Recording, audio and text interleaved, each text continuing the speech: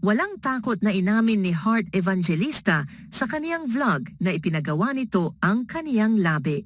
Sa post nito na ini-interview ito ng kaniyang team sa loob ng sasakyan na may hawak ng cellphone.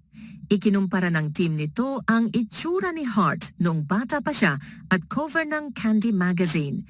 Dito inamin ni Heart na lips lang ang ipinagawa nito at wala nang iba pa sa kaniyang mukha.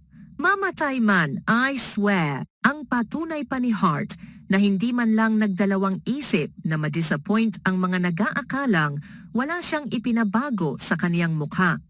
Pero mas lalong hinangaan si Heart ng mga netizen sa pagiging totoo nito na sa kanilang pamantayan ay mas lalong gumanda. Samantala, abangers na ang mga netizen sa muling banggaan sa fashion arena sa Paris at Milan ni Heart Evangelista at Pia Wurtzbach ngayong nagsimula ng umandar ang season ng Paris Fashion Week. Habang nagsimula ng rumampa at manalasa sa social media ng kaniyang mga ganap sa Paris si Heart, tila na nahimik naman si Pia na ang mga huling post nito ay kuha pa sa Dubai kung saan siya namamalagi nitong mga nakaraang linggo.